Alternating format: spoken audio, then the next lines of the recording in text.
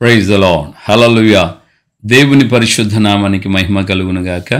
మన ప్రభుని యేసుక్రీస్తు నామం పేరట మీ అందరికీ మన కర్మేల్ రివైవల్ మినిస్ట్రీస్ తరపున శుభములు తెలియజేస్తున్నాను.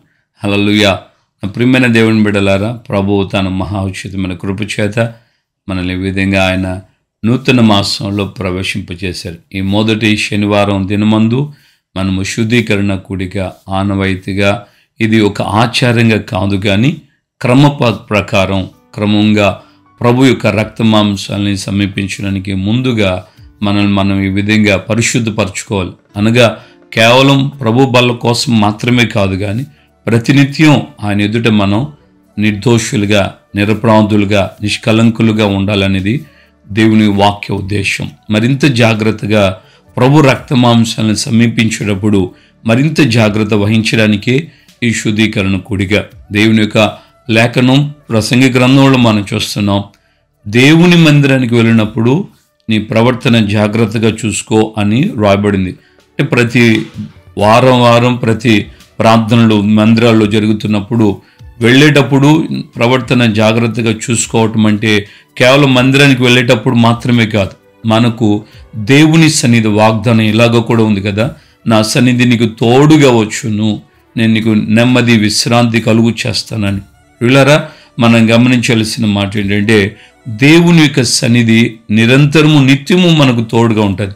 రాత్రైనా పగలైనా ఎక్కడున్నా సరే, ఏ పరిస్థితుల్లో ఉన్నా సరే దేవుడు మనకు తోడుగానే ఉంటాడు. యోసేపుకు దేవుడు ఐగుప్తుకు పోయేటప్పుడు తోడుగా ఉన్నాడు, పొతిఫర్ ఇంట్లో తోడుగా ఉన్నాడు, చెరలోనూ తోడుగా ఉన్నాడు, సింహాసనం దగ్గర తోడుగా ఉన్నాడు. దేవుడు యోసేపును ఎప్పుడు విడిచిపెట్టాడు? అలాగే ఆయన యొక్క సన్నిధి మనకు వాగ్దానం చేయబడింది, అది మనకు నిత్యము నిరంతరం తోడుగానే ఉంటుంది. గనుక మనము ఈ విధంగా కేవలం బలలో పాలు పొందడానికి మాత్రమే కాకుండా ప్రతినిత్యం మనం ఈ విధంగా శుద్ధీకరణ, పవిత్రత, పరిశుద్ధత మనకు అవసరమైంది. సో దేవుని యొక్క దాసుడు ప్రవక్త అయినటువంటి యెరెమీయా రాసిన గ్రంథం 48వ అధ్యాయము 10వ వచనంలో మనం గమనించినప్పుడు ఈ మాట స్పష్టంగా చక్కగా రాయబడింది. ఏంటంటే యెహోవా కార్యములను అశ్రద్ధ, నెగ్లెక్ట్గా, నిర్లక్ష్యముగా, అశ్రద్ధగా జరిగిస్తే మనకు మనమే శాపాన్ని కొని తెచ్చుకున్న వాళ్ళం అవుతామని దేవుని యొక్క వాక్యం మనల్ని ఈ రోజున హెచ్చరిస్తుంది. సో ప్రభు యొక్క రక్త మాంసాలను మనం సమీపించేటప్పుడు మనము నిర్లక్ష్యం వహించొద్దు. ప్రార్థన చేసేటప్పుడు భక్తిహీనుల ప్రార్థనకు ఆయన చెవ్యొగ్గడు, వారి ప్రార్థన ఆయనకి హేయమని సామెతల గ్రంథంలో వ్రాయబడింది.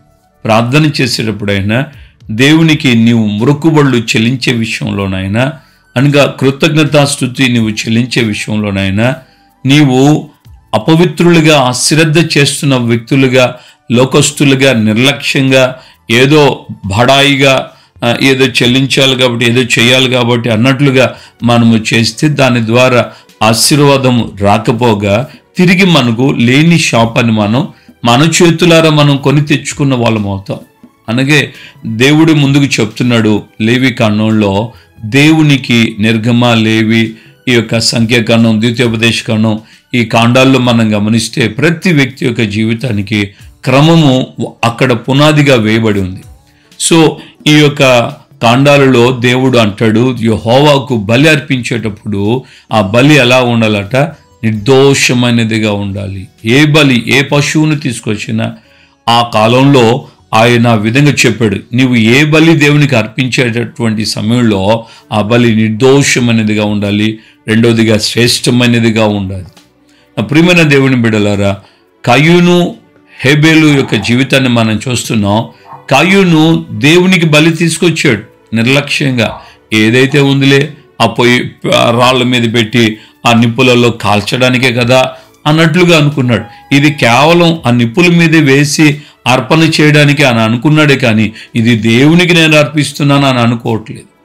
అదే సమయంలో మరొక బలిపీఠంలాగా రాళ్ళు కట్టి దాని మీద పేర్చి బలి అర్పణ చేసేటప్పుడు హేబేలు దేవునికి శ్రేష్టమైనది, తన మందలో శ్రేష్టమైనది, క్రొవ్వు పట్టినది, అంటే బాగా శ్రేష్టమైన దాన్ని తీసుకొచ్చి దేవునికి బలి అర్పణ చేశాడు. ఈ రోజున మనము ఈ రెండు విషయాలను గమనించాలి. ఇద్దరూ బలిపీఠం మీద పెట్టారు. కానీ దేవుడు హేబేలు అర్పణను అంగీకరించాడని వాక్యం తేటగా చెప్తుంది. ఆ విధంగా నిన్ను, నీ మనస్సును చూస్తున్నాడు, నీ హృదయాన్ని చూస్తున్నాడు. నువ్వు ఆయన సన్నిధిలో చేసే ప్రార్థన ఎలాంటి మనస్తత్వంతో ఆ యొక్క సన్నిధిలోకి వెళ్ళి ఆయన యొక్క పాదాల దగ్గర ప్రార్థన చేస్తున్నావు, ఎలాంటి దీనత్వముతో నువ్వు ఆయన యొక్క సన్నిధిలో కనబడుతున్నావో ఆయన గమనిస్తున్నాడు.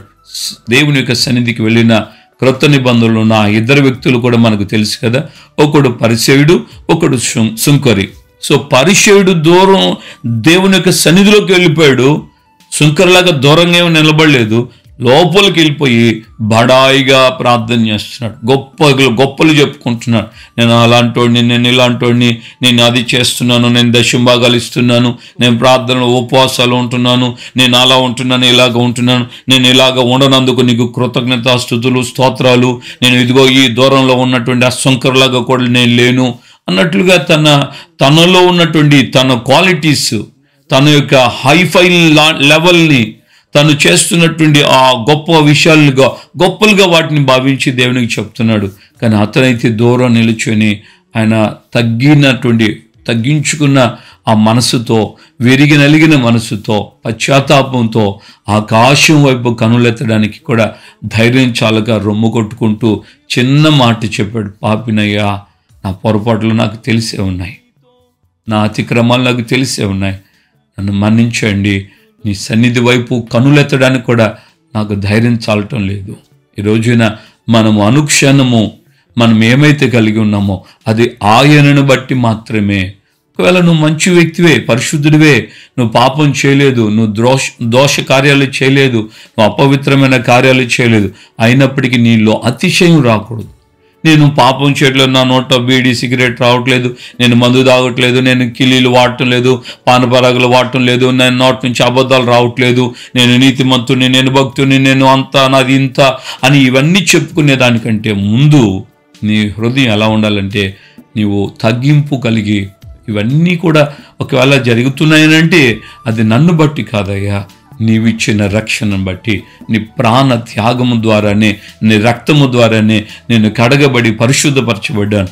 ఈరోజు ఈ స్థితి నేను అనుభవిస్తున్నానంటే కేవలం నీ యొక్క కృపా వాత్సల్యతను బట్టే నాకు ఈ పాప శాపం నుంచి విమోచించావన్న కృతజ్ఞత మనకు రావాలి.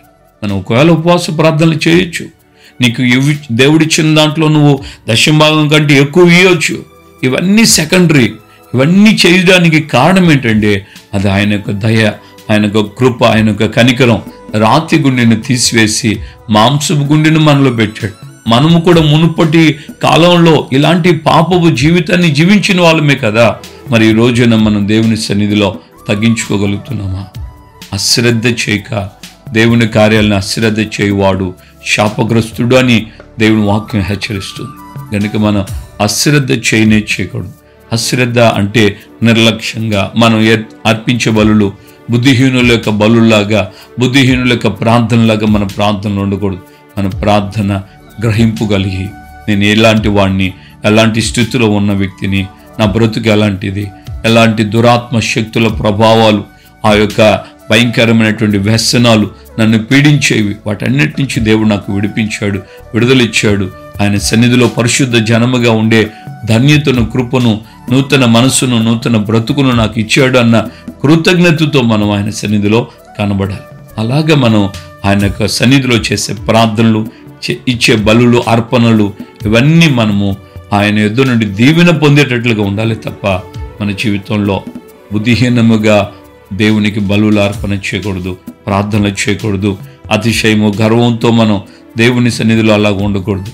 ప్రభువుకి మనల్ని మనం ఈ రోజున అప్పగించుకుంటూ మీరున్నటువంటి గ్రామాల్లో, పట్టణాల్లో, ఆ యొక్క ప్రాంతాల, రాష్ట్రాల్లో దేవుని యొక్క సన్నిధికి మీరు వెళ్ళే ముందుగా తగ్గింపుతో, దీనత్వముతో ఆయన యొక్క పాదాలను పట్టుకొని శరణి వేడుకుంటూ ఆయన ఎద్దుకు వెళ్ళి ప్రార్థనలు చేయండి.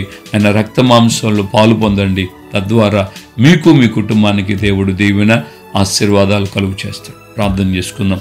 ప్రేమగలిగిన మా తండ్రి, మీ పాదాలు స్తోత్రాలు. మీ కుమారుడైన యేసుక్రీస్తు యొక్క నామం పేట మీ ఎద్దుకు రావడానికి మాకు ధైర్యాన్ని, అయ్యా మీ యొక్క కృపను అనుగ్రహించారు. అందుని బట్టి మీకు స్తోత్రం చెల్లిస్తున్నాం.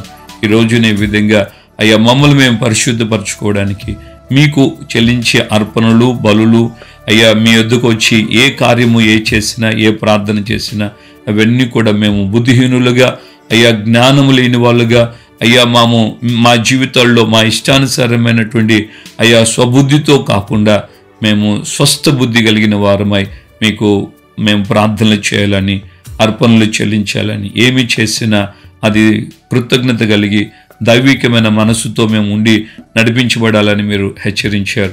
మీ మాటలకు మేము పూర్ణంగా లోబడుతున్నాం ప్రభువా. మీ సన్నిధికి అప్పగించుకుంటున్నాం. కృపను కనపరచండి. మాలో ఎవరు కూడా నాయన అశ్రద్ధ చేసే వ్యక్తులుగా కాక ఒకవేళ గతంలో మా యొక్క మాటల ద్వారా క్రియల ద్వారా ఆలోచన ద్వారా మేము అశ్రద్ధ చేస్తుంటే దాని వలన వచ్చినటువంటి ఆ ప్రతిఫలం శాపం, ఆ శాపాన్ని కూడా మన్నించండి.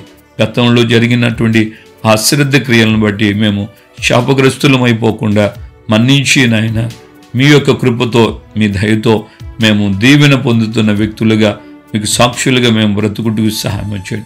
మరొకసారి పరిశుద్ధాత్మ దేవా అయ్యా మాతోనూ మాలో ఉన్నటువంటి మీరు తండ్రిని కుమారుడిని అయ్యా మా విషయంలో మీరు విన్నపాన్ని చేస్తూ అయ్యా మమ్మల్ని మీరు కరుణింపచేసి మీ సన్నిధిలో పరిశుద్ధులుగా మీకు ఇష్టమైనటువంటి అర్పణగా మేము మారునట్లుగా మమ్మల్ని నడిపించి మీ నామను మహిమ తెచ్చుకోమని యేసయ్య పరిశుద్ధ నామములో ప్రార్థన చేసి పొంది ఉన్నాము తండ్రి. ఆమేన్. మన ప్రభువైన యేసుక్రీస్తు కృపయు తండ్రి అయిన దేవుని ప్రేమ పరిశుద్ధాత్మిక అన్యోన్య సహవాసం సమాధానం ఇప్పుడు ఎల్లప్పుడూ సకల పరిశుద్ధులకి మనకును ప్రభు అక్కడ పర్యంతం అశ్రద్ధ కాకుండా శ్రద్ధగా దైవభక్తి కలిగి ఆయనకి బలులు కృతజ్ఞతాస్తుతులు చెల్లించడానికి తీర్మానం చేసిన వారందరికీ కృపతోడై ఉండి నడిపించునుగాక. ఆమేన్, ఆమేన్, ఆమేన్. హల్లెలూయా. ప్రభుపేట అందరికీ వందనాలు. అశ్రద్ధ విడి శ్రద్ధ కలిగి జ్ఞానముతో జాగరూకులుగా ఆయన సన్నిధిని వెళ్ళి ప్రార్థన చేస్తూ కృతజ్ఞత కలిగి ఉందాం. ప్రభు దేవునికి పాత్రులుగా మార్చబడదాం. ప్రభు మీకు తోడుగా ఉండనుగాక. ఆమేన్.